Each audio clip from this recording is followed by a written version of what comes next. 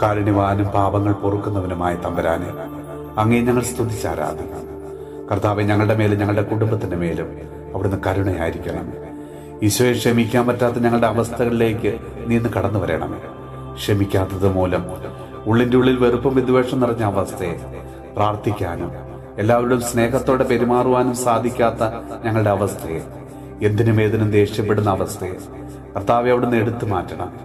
ഈശോയെ, കാരണമില്ലാതെ ഞങ്ങളെ കുറ്റപ്പെടുത്തുന്നവരോടും അത്രയേറെ വിശ്വാസം അർപ്പിച്ചിട്ടും ഞങ്ങളെ ഒറ്റപ്പെടുത്തുന്നവരോടും വാക്കുകൾ കൊണ്ടും പ്രവർത്തികൾ കൊണ്ടും ഞങ്ങളെ വേദനിപ്പിക്കുന്നവരോടും എത്രയധികം സഹായം ചെയ്തു കൊടുത്തിട്ടും ഒന്നിനും ഒരു വില കൽപ്പിക്കാത്തവരോടും കർത്താവെ, എല്ലാവരോടും അങ്ങയുടെ നാമത്തിൽ ഞങ്ങൾ മാപ്പ് ചോദിക്കുന്നു.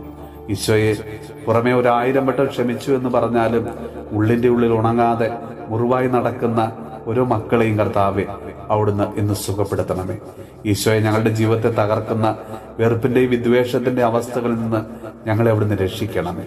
നമ്മുടെ കർത്താവ് ഈശോ മിശിഹായുടെ കൃപയും പിതാവായ ദൈവത്തിന്റെ സ്നേഹവും പരിശുദ്ധാത്മാവിന്റെ സഹവാസവും പരിശുദ്ധ അമ്മയുടെയും വിശുദ്ധ ഔസേപ്പിതാവിന്റെ മാധ്യസ്ഥവും വിശുദ്ധ കുരിശിന്റെ സംരക്ഷണവും നമ്മളോടും നമ്മുടെ ഭവനത്തോടും നമ്മുടെ ഇന്നത്തെ എല്ലാ പ്രാർത്ഥനാ നിയോഗങ്ങളോടും കൂടെ ഉണ്ടാകുമാറാകട്ടെ, ഇപ്പോഴും എപ്പോഴും എന്നേക്കും.